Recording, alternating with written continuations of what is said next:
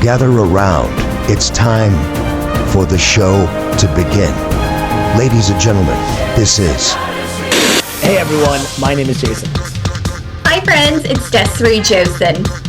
All right, there were so many matches this year that were just too much. So this won't be a shocker because we've had a handful of really awesome matches that we just can't stop talking about. How many times have these guys fought? Like it's been quite a bit. I've been saying this all year. They're just so great to watch. We saw the heel turn coming, and then when it happened, nice and bloody, both dramatic and beautiful. You are now entering the ring with Chutes and Ladders podcast. Chutes and Ladders, Saturday night's main event review. What's going on, everyone? My name is Jason. Hey friends, it's Desiree Josen. All right, we are going to review Saturday night's main event. I have a couple thoughts of my own. I think a lot of our predictions kind of came true. What are your initial thoughts, Des? I really enjoyed it. A lot of people were concerned if it could really last like the first one, and since this is the second installment, I thought it was pretty good. I really enjoyed it. So I'm excited to see what your thoughts are. All right, so to be completely honest, I really thought that they didn't need this at all. I kind of thought this was just an episode of Raw or SmackDown. The Shawn Michaels KO and Cody segment was an absolute waste of time. Nothing got accomplished. I think the whole point was just to give Shawn a spot, which is fine. We love Shawn.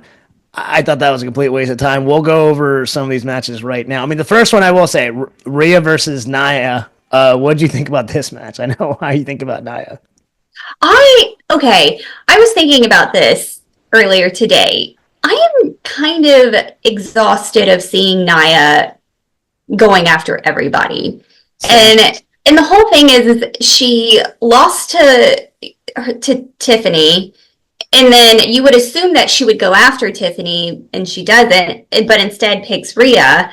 And I don't know. It's just, I was like, are we going to take a break from her? I don't know. But the match overall, it was okay. It was good. I really liked how it showed Rhea's strength and agility. That was something that I noticed a lot, was how strong Rhea is, especially going after someone with Nia's size. So it wasn't terrible, but, luckily, we knew she wasn't going to lose the title. So. All right. Yeah. What grade would you give this match? I would give it maybe like a B+. Yeah. I'm with you as far as Rhea showing her strength. I thought the match was okay. We've kind of seen this before. I'll give it a B- just to be nice.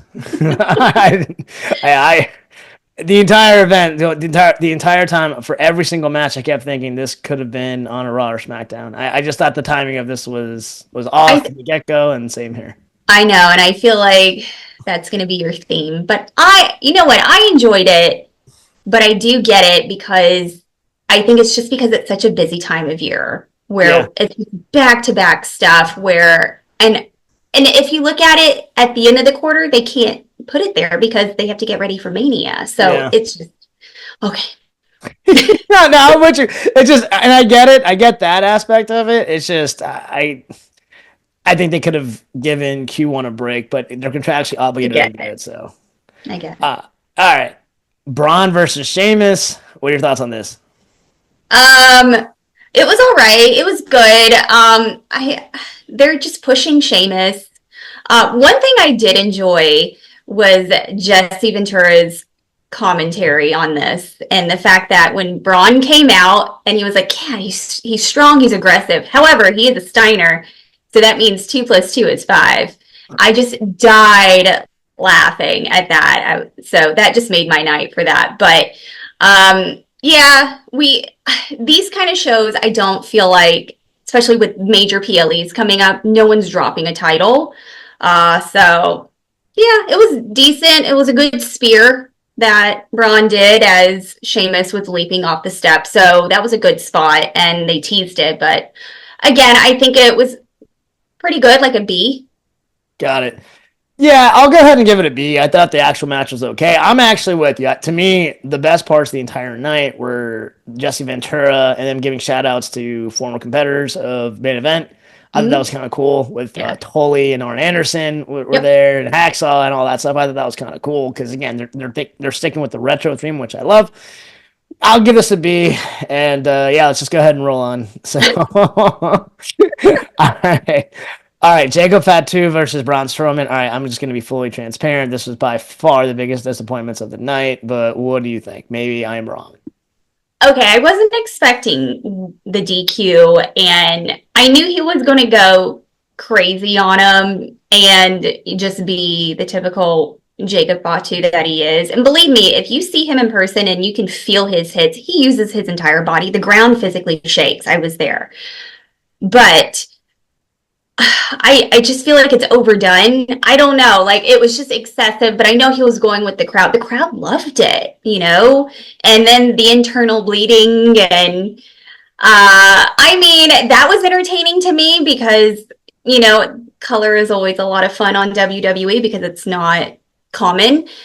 Uh, but I didn't think that they would actually DQ and just end the match that way. I thought someone would actually pin. So, yeah. But either way, just based on crowd response and based on the surprise on that, it's a B.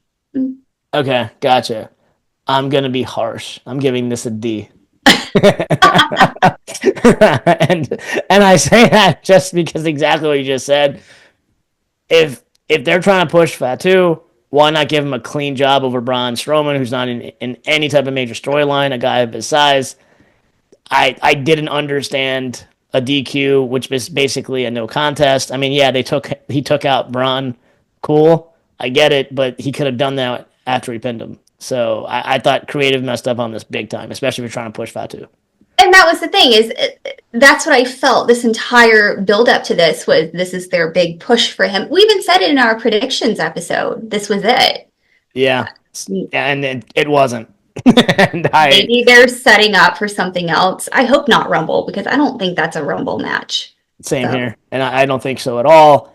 Yeah, this was by far the biggest disappointment of the night as far as match goes. So yeah. I'm giving this a D. I don't do that often. I'm usually I have a tendency to be nice. Harsh. Yeah, this But is harsh. I mean, you're honest. Yeah, So, I'm being honest about it. This was a D. There was no creative wins in this situation. it's fair. All right. So let's just briefly talk about the contract signing. This was awful. This was seriously just a waste of time. I thought Randy was going to come out. The fact that he didn't, I mean, it was cool to see. I mean, listen, Sean got a pop because he was, He's it home. was his hometown. He even made a joke that he was, when they went to commercial, he was still dancing around the ring. So I thought that was probably the best part of the entire segment. But nothing got accomplished. I would give this segment an F. Like it was a waste of time. I'm sorry.